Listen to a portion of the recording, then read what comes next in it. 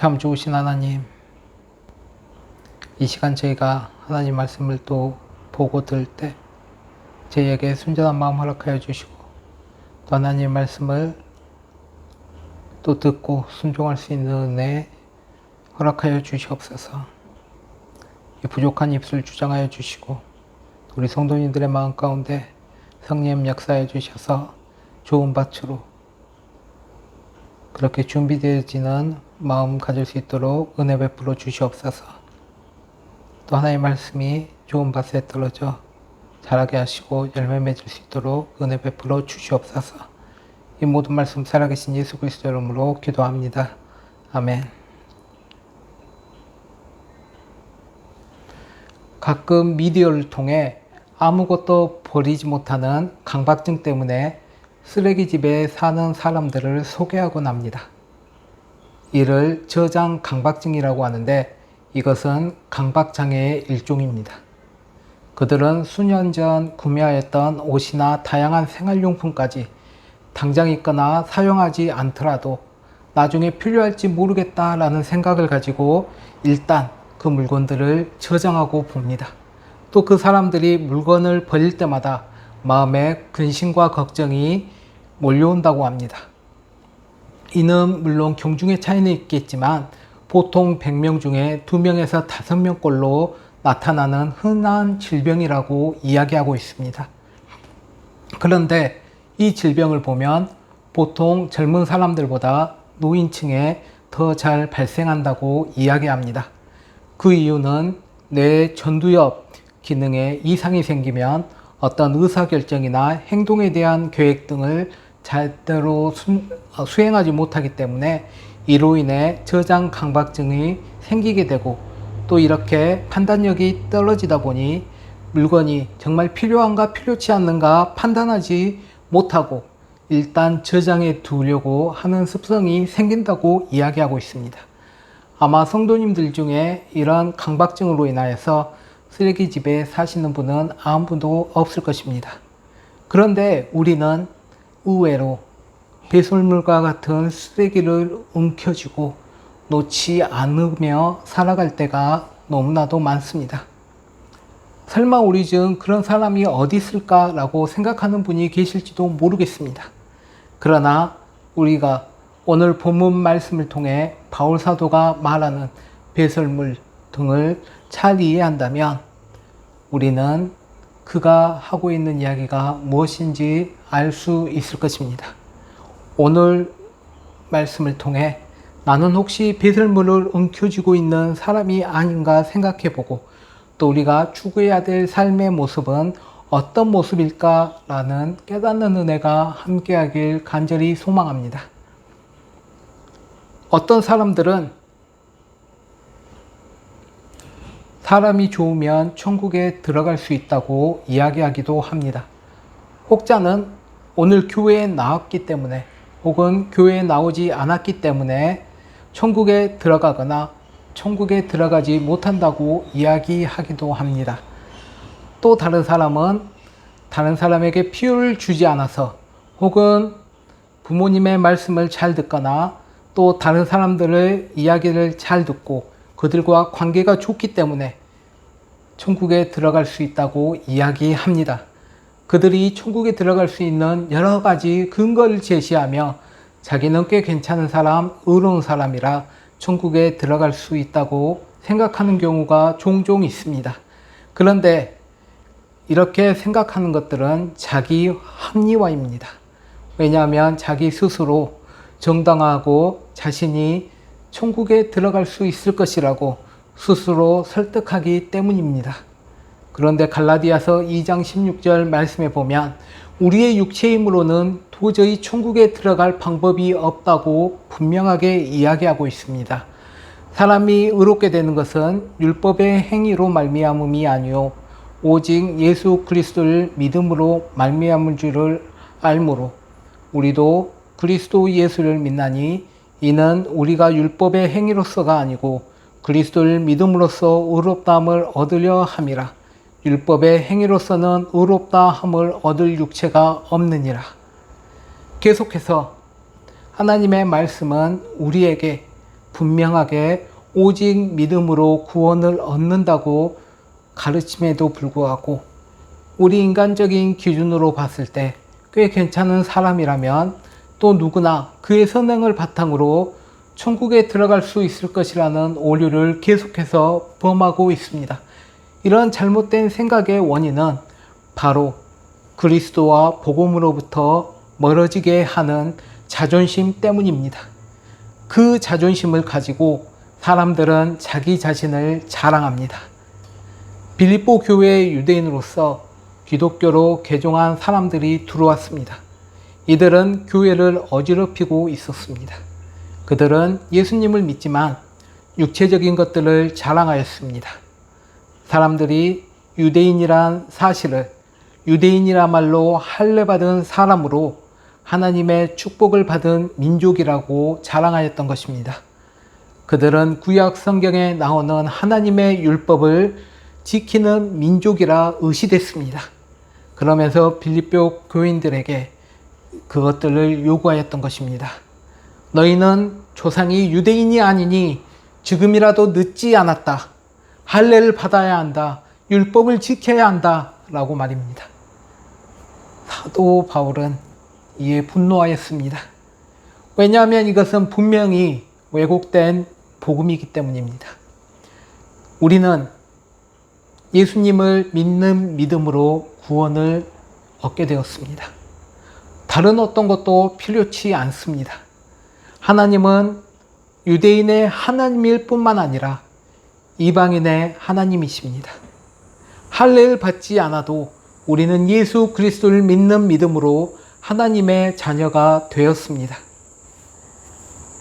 우리가 율법을 지키면 구원을 받을 수 있다고 생각하십니까? 그런데 아이러니하게도 이 세상에서 그 누구도 이 율법을 지켜낼 수 있는 사람은 아무도 없습니다. 율법을 기준으로 보면 모든 사람이 죄인인 것입니다. 그래서 예수 그리스도께서 우리를 위하여 이 땅에 오셨고 십자가에서 피를 흘려 우리의 죄를 담당해 주셨습니다. 빌립보 교회 안에 들어온 유대교 그리스도인들은 이들 때문에 몹시 혼란스러워하는 빌립보 교회를 위하여 사도 바울은 이렇게 이야기하였습니다. 육체를 자랑하지 말고 예수님을 자랑하라고 말입니다. 할례를 주장하는 사람들의 이면에는 자기 자신의 육체가 신뢰할만 하다라고 생각하는 것이 이면에 깔려 있습니다. 사람들이 육체를 신뢰하는 것은 율법적인 조건으로 말하는 것입니다. 그런데 그런 것으로 말한다면 사도 바울은 자기는 그 누구보다 자랑할 것이 많다고 이야기하고 있는 것입니다. 그런데 그럼에도 불구하고 사도 바울은 예수님을 만나고 보니 자신이 모든 육체의 자랑은 아무것도 아니라는 것을 깨닫게 되었다고 이야기하고 있는 것입니다. 5절, 6절 말씀을 보십시오. 사도 바울이 육체적으로 자랑한다면 나만큼 자랑할 것이 많은 사람이 아마 없을 것이라고 그는 자기 자신을 소개하고 있습니다. 난지 8일 만에 할례를 받았고 이는 유대의 전통 유대인의 남자로 태어났다는 이야기입니다. 그리고 이스라엘 족속이요 라고 말하는데 이것은 아브람과 이삭과 야곱의 후손이라는 의미입니다. 그리고 베냐민 지파라고 자기 자신을 소개합니다. 베냐민 지파는 이스라엘이 남과 북으로 나누었을 때 남유다에 유일하게 함께한 지파이며 이스라엘의 초대왕 사울이 나온 지파입니다. 그리고 자신을 히브리인 중에 히브리인이라고 이야기하고 있습니다. 그는 길리기아 다소라는 이방인 지역에서 태어났기 때문에 태어나면서부터 로마의 시민권을 받았지만 그의 부모는 전통적으로 유대인으로서 율법을 지키는 사람이었습니다. 그는 이방인의 피가 섞이지 않는 유대인의 부모에게 태어났다는 것을 의미하고 있는 것입니다. 그리고 율법으로는 바리새인이라고 이야기합니다. 유대인들에게 존경받는 바리새파에 속한 사람이었던 것입니다. 종교적으로, 사회적으로 엘리트란 뜻입니다. 이런 조건들은 선천적으로 주어진 것이었습니다. 그런데 사도 바울은 태어나면서부터 이렇게 금수저를 물고 태어났을 뿐만 아니라 자기 자신도 엄청나게 열심히 노력한 사람이었습니다. 그가 쉽게 말해 얼마나 열심히 노력하였는지 교회를 핍박하고 율법으로는 흠이 없다고 자신을 소개하고 있습니다. 율법으로 흠이 없다는 것은 모세오경에서 무엇을 하지 말라는 계명 613가지를 모두 다 외우고 실천한 사람이라는 것입니다. 뿐만 아니라 그 당시 제일 유명한 가말리엘의 문화생이라고 자신을 소개합니다. 바울은 태어나면서부터 히브리인 중에 히브리인이며 율법의 의로는 흠이 없는 바리새파 사람이었던 것입니다. 그런데 이 세상의 그 어떤 것도 예수 그리스도를 만나고 난 이후에 아무런 의미가 없다는 것을 그는 깨닫게 됩니다.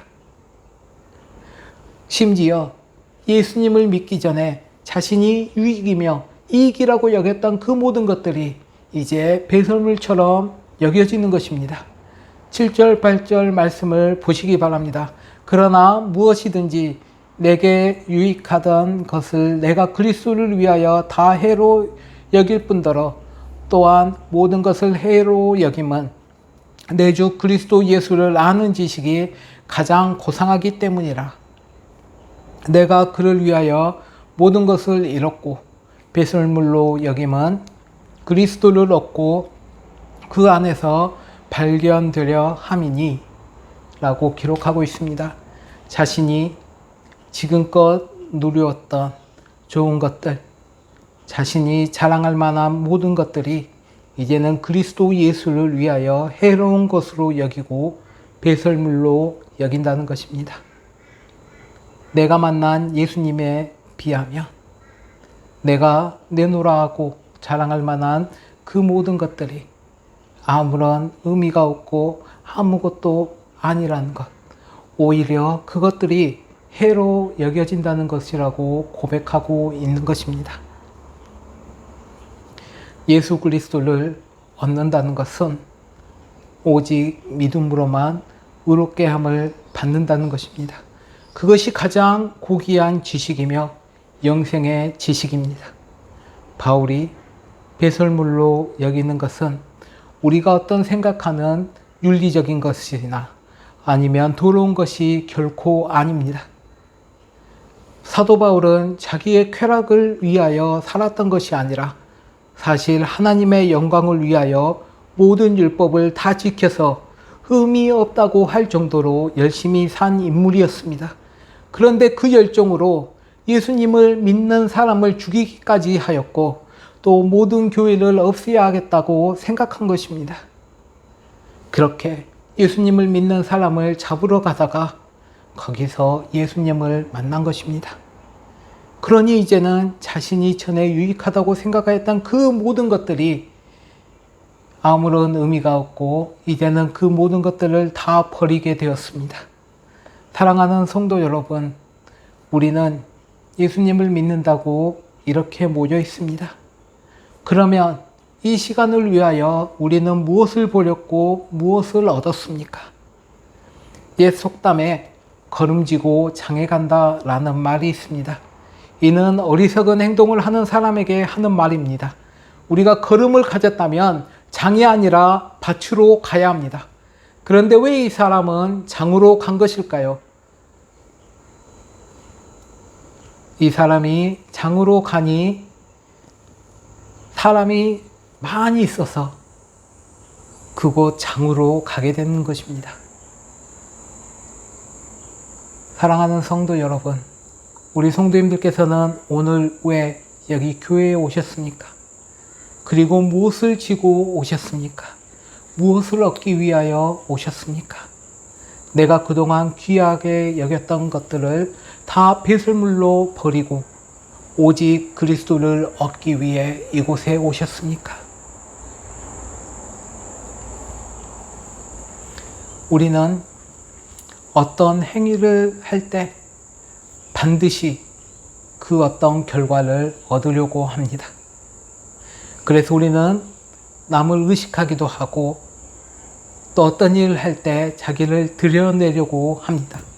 결국 자기의 이름을 위하여 영광을 돌리는 것입니다.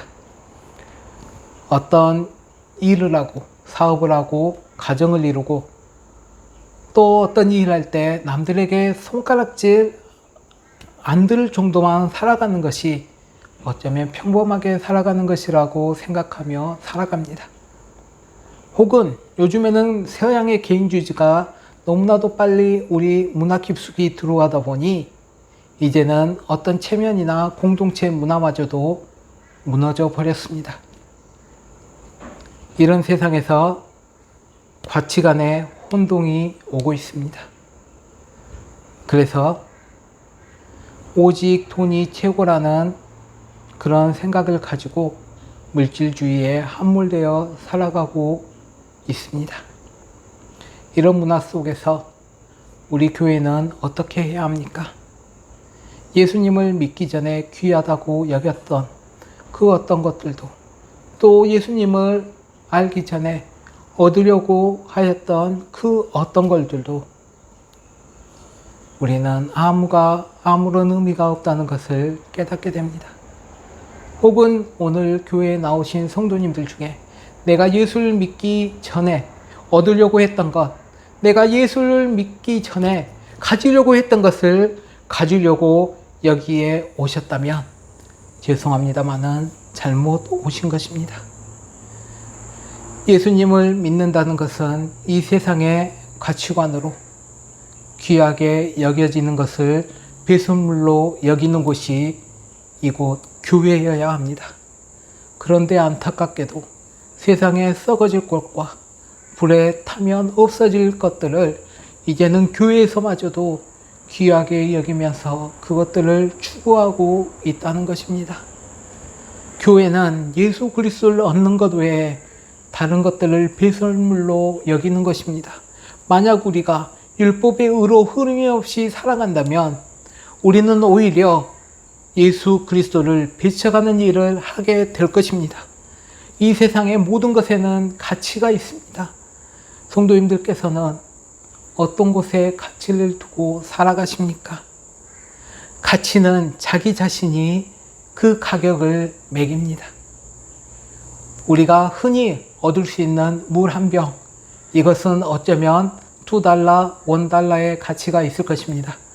$1나 $2를 내면 우리는 시내 어느 곳에든지 물을 사서 마실 수 있습니다. 그러나 그곳이 시내가 아닌 산이라고 생각해 보시길 바랍니다. 사막이라고 생각해 보시길 바랍니다. 사막에서 3일 동안 물 한 모금 마시지 못하였던 때에 한 병의 생수는 $1, $2 이상의 가치가 있을 것입니다. 사랑하는 성도 여러분, 예수 그리스도께서 우리를 위하여 자신의 생명을 주면서까지 우리를 구원해 주시는 것은 그 가치가 아무것도 아닌 것이 아닙니다. 비록 이곳저곳에서 교회에서 매 주일마다 복음이 선포되기에 그 복음이 너무도 흔하며 값싼 것이라고 여길지 모르겠지만 그 복음에는 하나님의 아들이신 예수 그리스도의 생명이 담겨져 있으며 그 안에는 그 무엇과도 바꿀 수 없는 하나님의 사랑이, 우리를 위한 하나님의 사랑이 담겨져 있는 것입니다. 그렇기 때문에 복음은 가치가 있고 그 어떤 것으로도 비교할 수 없는 것입니다. 그 가치 있는 복음을 우리에게 아무런 대가 없이 하나님께서 선물로 주시는 것입니다.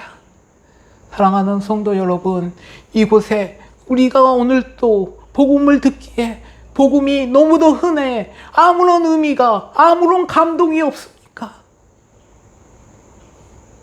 예수 그리스도께서는 우리 한 사람 한 사람의 죄를 위하여 돌아가셨고 우리가 정말 허둥거리며 바둥거리며 붙잡으려고 했던 그 의미 없는 것들이 이제는 예수 그리스도로 말미암아 내가 정말 하나님의 자녀가 되며 하나님의 종이 되는 존귀한 존재로 되었음을 우리에게 선포해 주고 있는 것입니다. 사랑하는 성도 여러분, 우리의 어떤 조건이나 우리의 어떤 행위로도 우리가 가지고 있는 그 어떤 것으로도 하나님께서는 우리를 같이 먹이지 않는다는 것입니다. 오직 우리가 하나님께 회개하며 주 예수 그리스도를 구주로 고백하는 그 믿음이 있는가에 하나님께서는 우리의 가치를 두시고 계시고 우리를 하나님의 자녀라 불러주시는 것입니다. 이 시간 우리를 위하여 자신의 생명을 내어주신 그 사랑의 예수님보다 더 가치 있는 것이 무엇입니까? 우리는 그 예수님을 바라보지 못하고 세상의 것을 여전히 쫓고 있다면 지금 시간 낭비하고 있는 것입니다. 아무런 의미 없이 우리의 인생을 보내고 있는 것입니다. 오늘 사도 바울은 본문 말씀을 통하여 자신의 경험에 빗대어 아무리 가지려고 해도 아무리 얻으려고 해도 정말 사람들이 부러워하는 그 모든 것이 있는다 할지라도 예수 그리스도가 아니면 아무런 의미가 없고 배설물과 같은 것이라고 그는 강조하고 있는 것입니다. 사도 바울의 고백 가운데 예수 그리스도를 위하여 라는 그 말 가운데 이 말씀에 포인트가 있습니다. 예수 그리스도는 우리에게 기쁨을 주시는 분입니다. 예수 그리스도는 우리에게 자유를 주시는 분입니다. 예수 그리스도는 우리에게 생명을 주시는 분이십니다. 예수 그리스도는 우리의 기쁨이십니다. 그래서 예수 그리스도는 우리의 삶의 목표이며 최고의 가치이며 우리 인생의 방향이 되는 것입니다. 우리가 예수 그리스도가 없는 인생은 방향을 상실한 인생과 같은 것입니다. 예수 그리스도가 없는 사람은 인생에서 가장 중요한 것을 놓친 사람입니다. 그래서 사도 바울은 8절에 이와 같이 고백합니다. 내 주 예수 그리스도를 아는 지식이 가장 고상하기 때문이라. 우리가 안다 혹은 지식이라는 이 헬라어 단어는 그 사람과의 친밀한 관계를 통하여 아는 지식을 말합니다. 우리가 그저 책을 통해서 얻는 지식으로 끝나는 것이 아니라 이제는 그것을 통하여 그 예수님과 긴밀한 관계를 가지고 친밀한 관계를 갖는 것을 말합니다.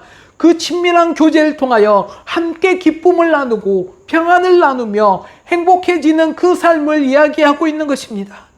이 세상 어떤 것과도 비교할 수 없는 그 탁월한 기쁨과 그 탁월한 행복을 말입니다.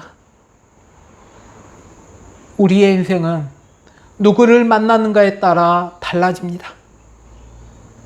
우리가 이 사람을 조금이라도 빨리 만났으면 혹은 이 사람을 만나지 아니었으면 하며 사람의 만남의 중요함을 너무나도 잘 알고 있습니다. 우리가 언제라도 혹은 지금껏 예수 그리스도를 만나지 못했다 하더라도 이 시간 우리가 예수 그리스도를 만날 수만 있다면 우리의 인생은 완전히 변하게 될 것입니다. 우리 중에 여러 가지 마음으로 힘들어하시는 성도님 계십니까? 그분들에게는 지금 예수 그리스도가 필요합니다. 정말 지치고 힘겹고 어디로 가는지 알지 못하며 고민과 스트레스로 가득 찬 성도님 계십니까? 지금 그분들에게 우리 예수 그리스도가 필요합니다. 슬픔과 울과 상처로 얼룩진 우리의 마음에 예수 그리스도가 필요합니다. 마태복음 13장 44절 말씀에 보면 천국은 마치 밭에 감추인 보화와 같으니 사람이 이를 발견한 후 숨겨두고 기뻐하며 돌아가서 자기 소유를 다 팔아 그 밭을 사느니라. 예수님은 감추인 보화입니다. 예수님을 얻은 사람은 천국을 소유한 사람입니다. 예수님을 얻기 위해 천국을 소유하고 누리기 위해 내가 여지껏 유익하다고 여겼던 그 모든 것들을 기꺼이 투자할 수 있는 사람, 우리가 믿고 만날 수 있는 그 사람이 바로 예수 그리스도이며, 그렇게 갈망하는 사람들에게 예수님께서는 그들을 만나 주실 것입니다. 예수님께서는 오늘 이 시간에도, 지금 이 순간에도 우리보다 먼저 이 자리에 와서 우리와의 만남을 기대하십니다. 우리의 마음을 여십시오. 주님의 도우심을 구하십시오.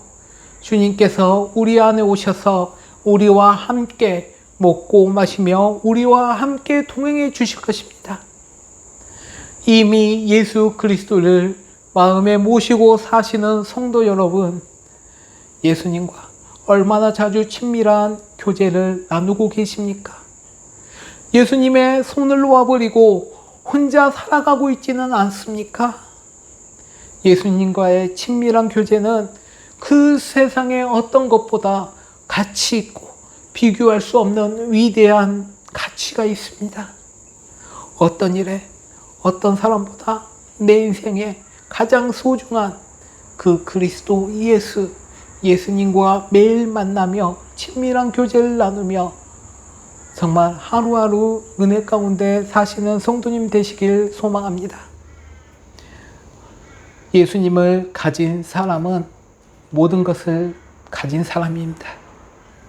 사도 바울은 예수님과의 친밀한 교제를 통해 예수님은 세상에 그 어떤 가치 있는 것과도 비교할 수 없는 소중한 분이라고 고백합니다.